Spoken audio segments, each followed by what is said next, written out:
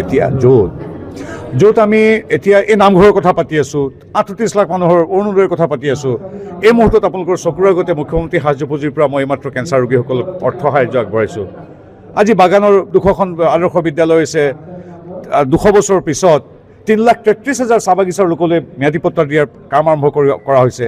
এই সামগ্ৰিকবিলাক কথাবিলাকৰ পৰা দৃষ্টিটো আঁতৰাই এই আজমল ইত্যাদি সেইবিলাক কথা গৌৰৱ গগৈয়ে কৈ এটা বৃথা চেষ্টা কৰিবই যে বিকাশৰ যি এই ধাৰা, সেই ধাৰাটোৰ পৰা দৃষ্টি কেনেকৈ আঁতৰাব পাৰে নেকি। গতিকে তেওঁলোকে ৰাজনীতি কৰিছে, কৰাৰ অধিকাৰ আছে, আমাৰ ক'বলগীয়া একো নাই। চাওক, আচলতে প্ৰত্যেকটো কথাই তেনেকুৱা ধৰণৰ নহয়। এতিয়া তেওঁতো মই জনাত তেওঁলোকে বিগত দুবাৰটো নিৰ্বাচনত হাৰিছে। গৌৰৱ গগৈতো আছিল, চৰকাৰ কাৰ চলি আছে এতিয়া? হিমন্ত বিশ্ব শৰ্মাদেৱৰ চৰকাৰ চলিছে, তেতিয়া গৌৰৱ গগৈ আছিল নাই? আজি বড়োলেণ্ডত কাৰ গৌৰৱ গগৈ চৰকাৰ চলি আছে নে?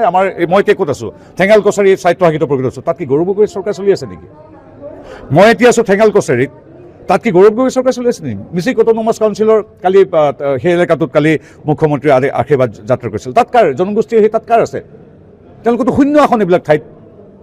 এইবাৰ পঞ্চায়ত যে মই এতিয়া আছোঁ যোৰহাট লোকসভাত 40খন আসন আছিল, তেওঁ য'ৰ পৰা MP জিকিছিল, 40খন আসনত গৌৰৱ গগৈ কেইখন পাইছে? শূন্য পাইছে, আমি 40খন পাইছোঁ। তেতিয়াহ'লে তেওঁৰ পৰা শংকাৰ কি কথা আছে? আমাৰ শুভেচ্ছা আছে। যিকোনো খবৰৰ বাবে যোগাযোগ কৰক আমাৰ এই নম্বৰত 9181 307 221।